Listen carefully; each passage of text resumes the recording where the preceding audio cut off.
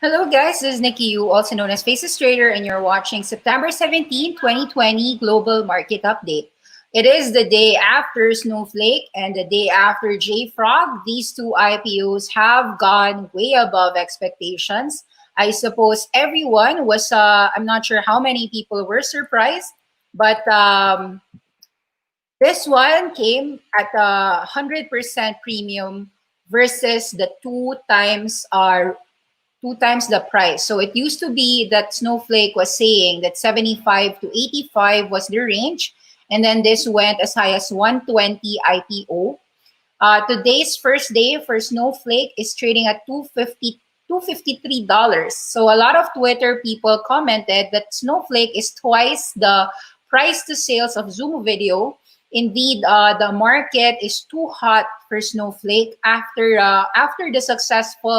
um, after the successful debut. It could have an impact on many IPOs coming out. So this Friday, you've got Unity IPO. Unity also increased from about $42 upper limit range. Now, Unity, they want to command $48 upper limit. From about 34 to 42, they are changing the Unity IPO range to about 44 to $48. The higher that these IPOs go, it might not even make sense anymore to buy them, even if we wanted to. So this is already 100%. If you were just thinking that you were gonna buy it at $100 or 110, you need to wait it out for Snowflake to fall around 50% lower for you to get your entry price. Now, if you never get your entry price, then it's also possible. Indeed, Snowflake is a data warehouse that we wanted to invest in, but these levels are not investable. So, just giving you the what happened in the aftermath of these IPOs. JFrog. Sorry, that's not the JFrog. JFrog. So JFrog is also a new IPO. This one, I think, well, this one I haven't studied, honestly speaking, but I remember that the IPO was trading at about 26 times price to sales, and it was up also 50%. That makes it at about 40 times price to sales earlier for the day. Now, that would mean that JFrog is as expensive as your Zoom video. I would rather own companies that have proved themselves in the pandemic rather than buying new IPOs trading at already frothy levels. So between the JFrog and the Snowflake, I just get companies that I already love. So what's happening in your entire landscape today is that yes, there is a frenzy in the IPOs, and indeed, I'm not saying negatively on these IPO companies, but if they are already 50, 100% higher, and already actually the IPO was already raised. You can imagine that 80 Snowflake is now trading at 250. That's almost three times bigger. So at 100 times price to sales, I don't think that no matter how great Sleuthman is, and no matter the confidence of Berkshire Hathaway, I would be wary on chasing all of these IPOs. If you chase them, it is very risky. Here's what's happened for the people who raced and chased. This is an example. So Lemonade went from about 30. I remember the IPO of Lemonade was 30. It rallied to as high as 96. That was about times three.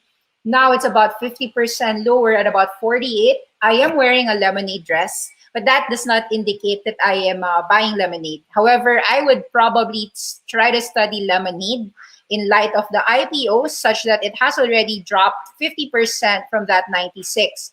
So, of course, if Snowflake went from about 250 to 130, 50% lower, then I would consider buying Snowflake. But at 250, I wouldn't. There's a lot of company IPOs, Relay Therapeutics. So I haven't studied this. This is a company that I'd like to study. This came from 9984, SoftBank Group. This flurry as well. Take note that SoftBank, after the successful stake sales of ARM Holdings and some Oracle, TikTok, Looks like Nvidia is having a hard time here at about 6667. I'd say that some people are going to take profits, even if this one can go as high as 7,000 or 7.5, because they might think that they could buy it back at about either 5.6 or all the way to about 5,000. So some people are aware that the rallies of the market are quite overheated. Let's take a look at NASDAQ. Your NASDAQ went from about 12.3, now it's about 11,000. Despite your NASDAQ just steady here at about 11.1, 11.2, it can even go down to 10,000. The market is quite hot because of a lot of IPOs and a lot of therapeutics. For instance, I'll show to you a few genomic companies and a lot of vaccine-related companies going 40% up, 20% up in just a single day. Let me show to you a few of them. Wait up. Virus. I have it on a sector mode. Okay, virus. So all the related companies. Okay, so let me just show to you what happened. Inovio just said that there was just a few days ago, Inovio rallied from about $10. Now it's $18. This is already a 80% move in just 3 days after an announcement of successful phase trials.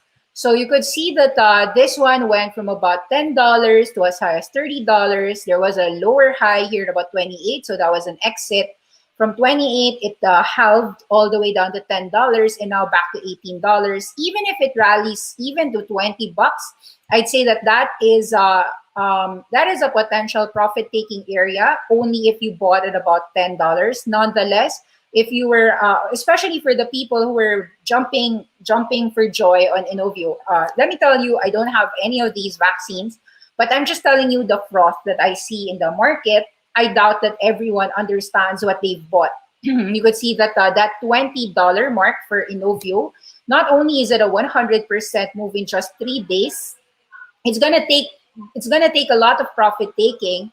And for the bulls, I'd say that it has to remain above 14 for it to even get a chance at 28. But even if it goes to 28, chances are there will be more sellers on the way up. So 20 to 28 looks to be a selling zone for Inovio. I'm just gonna tell you what the market did in the last few days. Yes, the IPOs were hot. There is also a lot of vaccines. There's also like what you saw, 80% up. Those are your virus-related vaccines, your COVID vaccines. Now, let's take a look at what happened on some of them. Codex, okay, so most of these are traded only by traders. I doubt that all the people in the world are true doctors who understand the vaccines. So they're just trading this via charts, in my view. So it usually will move 100%, sometimes 500% ranges. So this one actually went from as low as about $1 to as high as $20. It even rallied to as high as $30 before getting a huge sell-off. So first sell-off was 22. Second sell-off was about even as high as 28. Third sell-off was even bigger at about 30 all the way to 20. And you could say that I don't believe that all of these vaccines are true. Some of them are, in my view, pump and dump companies. I'm not naming companies, no, but you could see that from the way that it moves, it looks like they are a little bit on the basura side or on the trash side. Kodak, what happened to Kodak? After a 15x move, the government said that they didn't have illegal insider trading or something to that front. It went actually up 50% last night from about 6. It even rallied to 12, only to close at about $8.50. You are seeing that these looks to me to be pump and dump moves. So these looks to be pump and dump moves. When I see a lot of pump and dump moves, it makes me cautious on the market. Now, what do I mean as well? I've seen SaaS companies go 20%, 40, 50%, 80% up in just 3 days. And I saw the aftermath of that. SaaS apocalypse is what you get after that, not a sustainable rally. And with so many companies rallying, sometimes with no news, just no backup, actually, no beautiful earnings, no nothing. It's just a lot of things. Now, Arrowhead Pharma, why did this rise 40%? Why did Sorrento go up 20%? Clovis 8%, Fulgent Genetics. Of course, a lot of the people would say that there was a real thing that happened. Cardlytics raised $200 million via convertible private offering. Let's take a look at what happened in some companies after they made a secondary offering. Cardlytics, CDLX. So when a company does a secondary offering, they would dilute some of their shareholders. They would sell money and raise their balance sheet for cash. So Cardlytics $72 didn't go up, but I'd say that when a company does a secondary offering, you have to ask yourself, does that mean that the company sold shares at current levels? The answer is yes. So Arrowhead Pharma had its own news. I do not claim to say that I know everything about these companies. So why don't we read why Arrowhead Pharma stock is soaring today at 40%? Let's read it together. So this is me giving you updates on what's happening in the market. Not necessarily me owning these companies, but it tells you that the market is quite frothy, willing to pay. They're willing to pay 40% higher because of what? Let's read it first. Shares of Arrowhead up 50% on Wednesday after rising by as much as 51% earlier today. Investors are bidding up shares of the biopharma company on the release of a phase 2 clinical trial for one of its pipeline candidates, ARO-AAT. What is this? It's a treatment for liver disease associated with alpha-1 antitrypsin deficiency. It is a protein in the liver, protects body tissue. So a lot of these are medical breakthroughs, exciting results, and true enough, actually, we saw a lot of companies go 80% on excitement results. Sava Sciences went 80%. You could see from 3, it went to 8, and it managed to stay there because of that good news. Arrow Pharma, so they've got their own good news. Arrow Pharma, ARWR. So that is a good move, a good positive news. And you could see that it is a vindication of probably all the research scientists and all the doctors that were doing this. So I'm not here to know anything. What I do know is that, wow, it is a move from $1, 2017 to as high as $70, went down to $20, now back to $50. I still don't understand these things. So I generally, I'm just making this as a reporter that, okay, Arrowhead Pharma went up very huge. FLGT is also a diagnostics test for I think a lot of cancer test kits. Or wait, let me see. FLGT, Fulgent Genetics. So this is a sector that I am not familiar about. So it's something that I'm trying to study. Fulgent Genetics wins Utah's COVID-19 testing contract. Oppenheimer initiates coverage of Fulgent Genetics. Fulgent Genetics revenues more than double in Q2. So this is a COVID-19 test kit, and I think that a lot of people are interested to have themselves COVID tests, no? So as you could see, it was continuously going up from about July $20 all the way to as high as $50. This recent pullback has given some people, especially the traders, a reason to buy Fulgent. That is a breakout last night, and that used to be your flag here at about 27. So as long as Fulgent rallies, I guess it can, it can go as high as 40 or even 50, as long as more positive news happens. A lot of other companies that we know more are going up. Cerence is at all-time highs.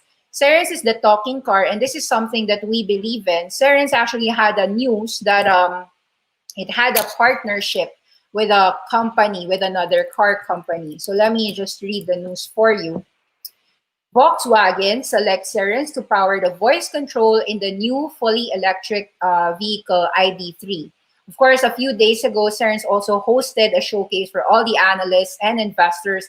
Cerence has expanded into the global two-wheeler market, signed agreement with 70mai, a member of the Xiaomi MIoT Internet of Things. So Cerence is a company that I believe is an awesome 10x. I've held it since 36, 38. As you could see, these were my buys.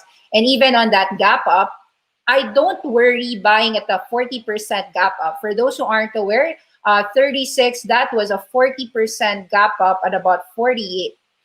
48 even as high as 50. So I don't mind buying gap ups as long as I understand companies, okay? So with Cerence, because I understand electric vehicles more, then I'm willing to buy up. And as you could see at about 50, I did buy up. I sold some at 54, honestly speaking, because I didn't know that it will break above all-time highs. I'm happy that I didn't sell all. I still hold these 36, 38. So that's how I really do it. I would add more on my winner so that if I sell, I only sold my ads. My original core here is still holding on. Where would Cerence go? I think the more all-time highs for this company because it has leeway to go higher. And the new support for those who don't have Cerence would either be from about 58, the previous resistance, or even here at about the shakeout prices of about 54. So the reality is, I think most people only sold at 54 or 58 because they were thinking that 58 was what was an all-time high before. That could be a resistance given that the Nasdaq has a resistance. Nonetheless, Cerence is showing to us that the Nasdaq can go 11,000 to 10,000, but Cerence is saying that it is an outperformer. How many outperformers are we seeing? Workhorse example is a true outperformer. Workhorse continues to defy gravity, now trading at 27.28. This is indeed more than 100% if you've bought at the lows of 14. Now, let's say you weren't able to buy at 14, even at about 18, this is 50%, 18, 50%, 27. I'd say that there might be some profit taking on Workhorse, but any drops of Workhorse back to about 20 below, especially 24 below, there will be some buyers. Now, let's take a look at some of the SPACs. So Graph fell from 32, now it's trading at about 25, 26. We are seeing that this is the 618 retracement area.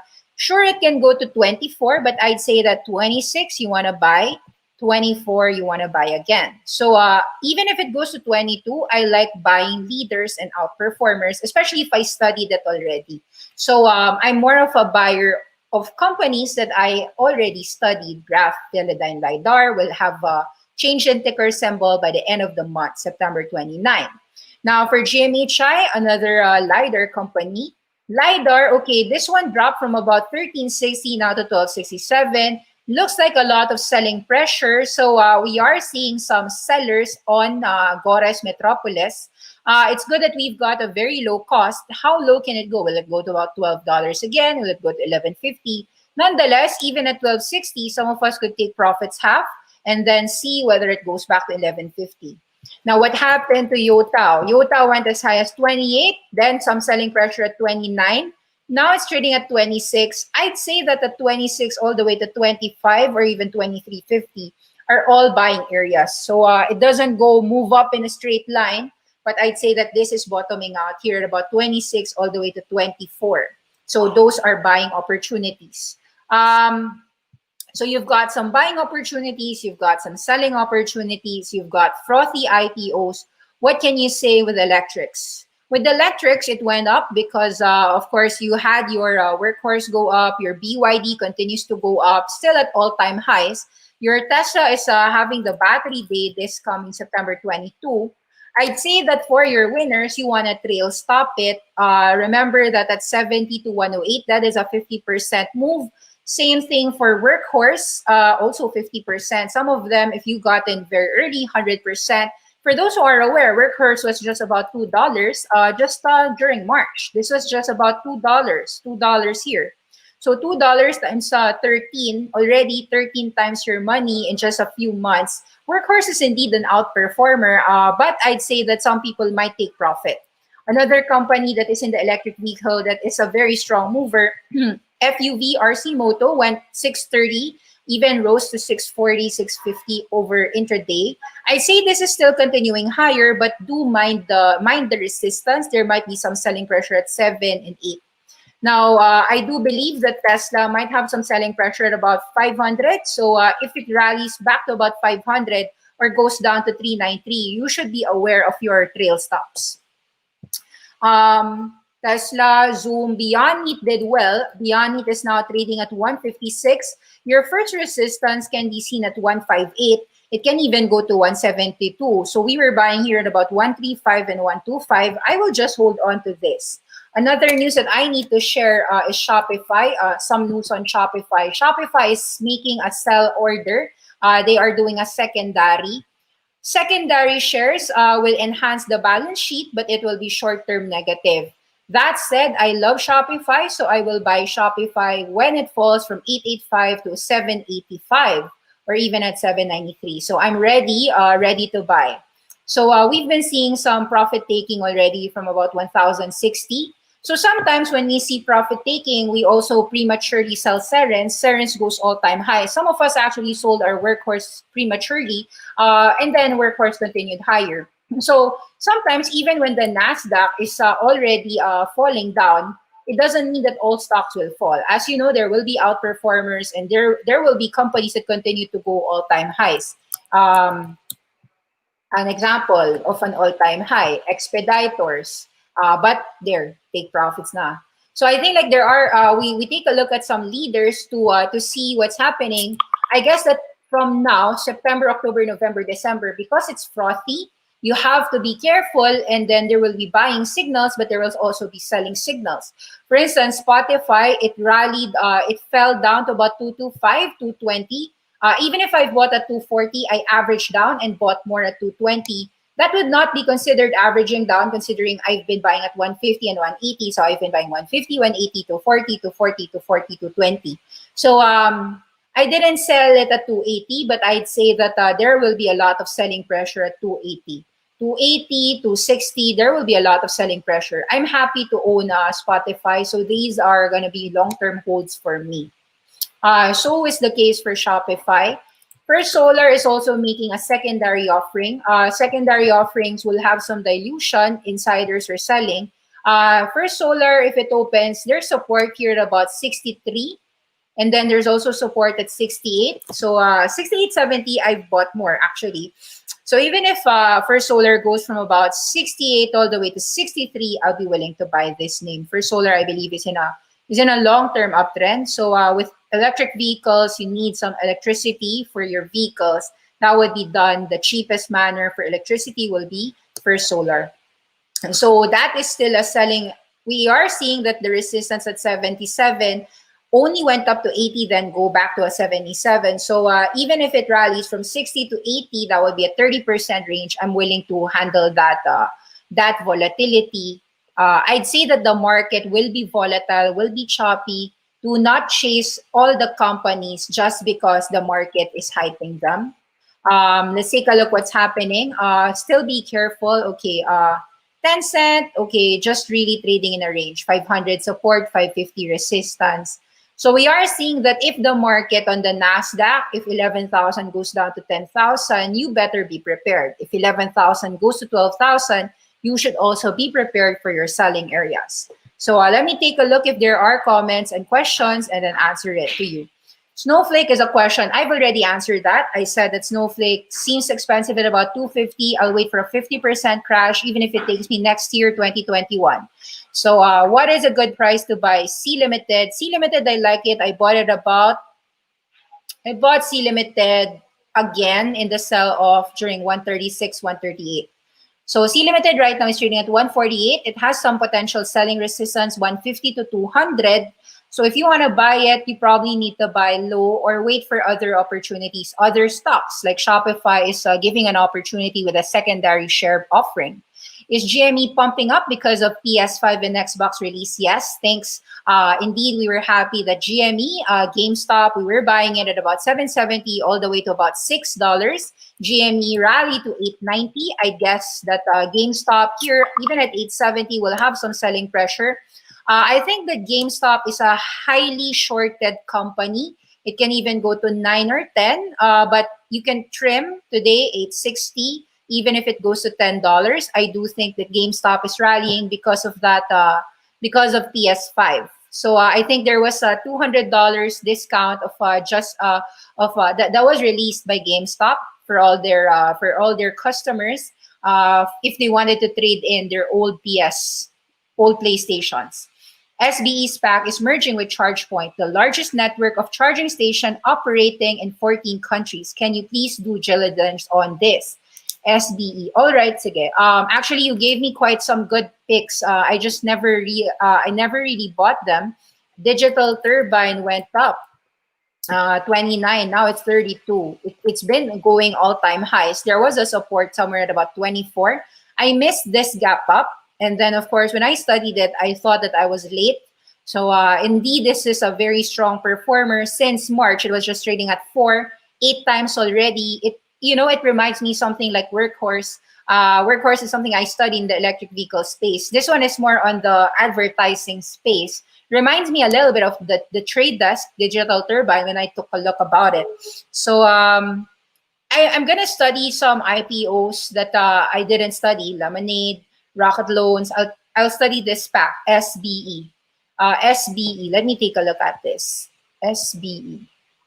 So I'm really interested in a lot of SPACs because I'm quite disappointed that none of us can get these great IPOs. Switchback Energy went 10 to 13. Wow, kaboom. All right, let's put it in our SPAC study list. So I'll study SBE, the largest network of charging stations. I'll be happy with that because I believe in electric vehicles. I believe that Ford Motor had a partnership with Amazon's Electrify America. So if it's similar to that, then true enough, that is a 10x company. Is Netflix a buy now? At 490, for 85, I'm not willing to buy Netflix. I've bought Netflix 267 and 300 last year. I've made another buy at about 420 maximum, 400 to 420 maximum for Netflix if I'm gonna buy it. Is Spotify still a good buy now at $234? I agree. I bought Spotify. Actually, I bought Spotify at 240 all the way to about 225. I'd say that if Spotify is still at 234 today, I'd still think that is a good price if you're thinking 5 years down the road. So I don't think that Amazon podcast poses a threat to Spotify. So that is a nonsense news for me. Is Zoom a hold? Zoom Video, I believe you could probably take profits at about $500 or wait it out till it goes $1,000. I bought again Zoom Video recently at about 350 to 360. It's less than 5% of my portfolio, so that one is a keeper for me. Generally speaking, let me tell you my strategy. If I own a position that's above 5%, may it be 10% or 15%, those are the companies that I will be able to sell a little, take profits. But if it's like very low, let's say I only have Zoom Video, because at 350 I felt that it was a bit high, so I only bought 3% of my portfolio in Zoom Video. Because I was willing to buy Zoom all the way to $300, but Zoom Video already rallied to about 411, so I just kept my small tranche.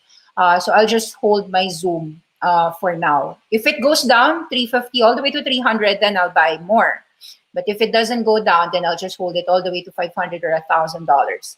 Will Sony rally as PS5 will be available this November?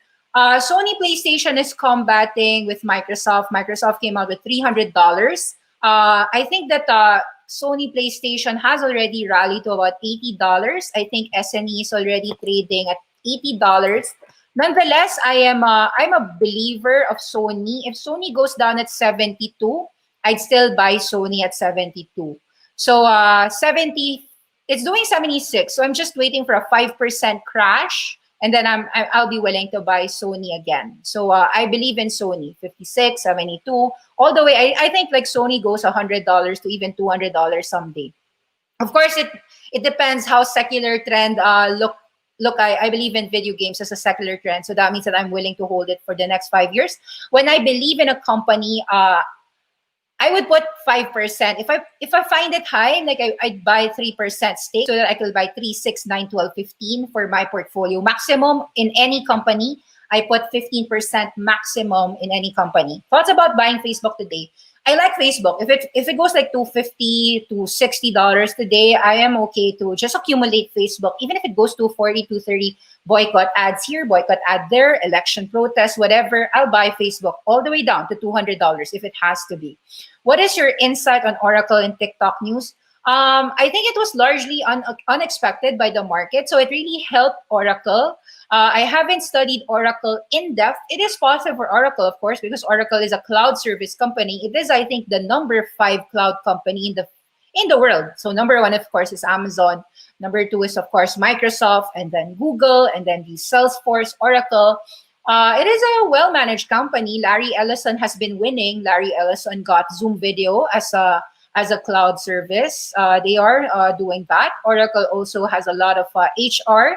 They're handling a lot of HR and payment, a lot of cloud services actually. So I think it's positive mostly on Oracle.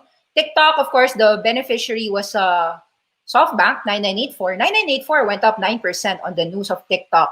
So at 6.7, I still think that it's not expensive on the end of both Oracle and SoftBank, who are the primary beneficiaries.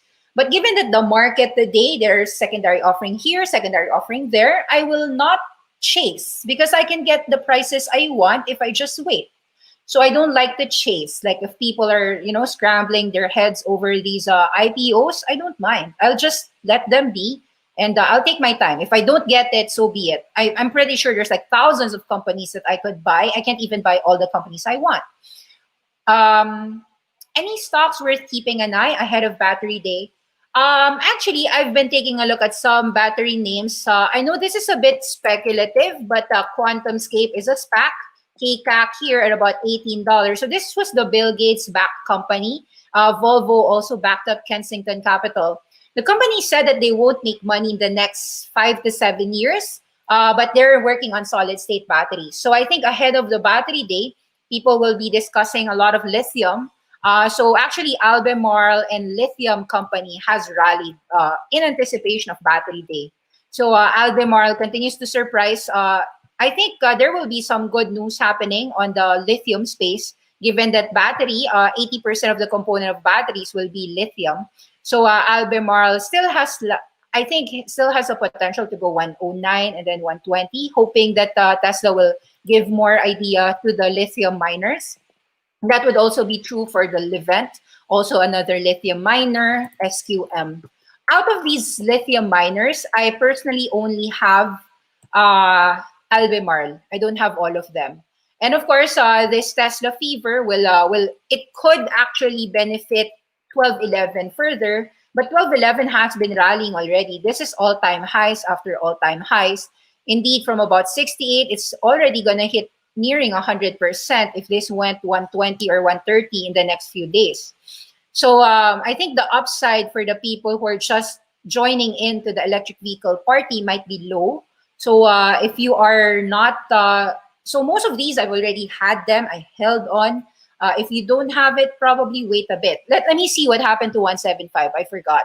This is an electric vehicle that I also believe in, also in Hong Kong. Geely. Oh, Geely is just sleeping. 16 again, still not moving. Well, either way, I am a patient person. So yeah, $16, I'm still holding on to it. Hopefully it goes 20% up someday. Do you participate on the airlines play? It looks like there's getting interest due to the vaccine. On the airline space, I saw that Delta Airlines go from $20 to 25 to 35. Generally speaking, airlines, I believe, are not 10x companies, so I prefer to invest only in 10x names. Nonetheless, I am aware that you can make, if your interest is just to make it 10-20%, then airlines will give 10 to 20%. But if you want to make really in your target 100%, you have to have the companies like Workhorse. You have to have companies like Tesla's, SPACs, companies like Graph.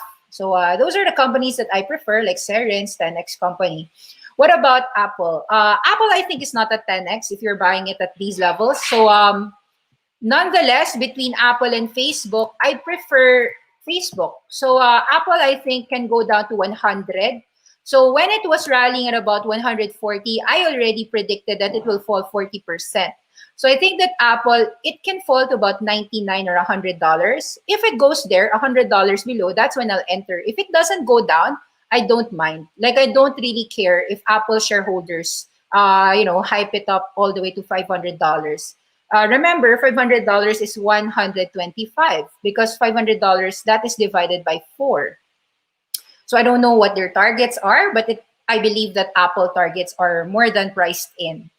Your thoughts on DPHC, Lordstown Motors?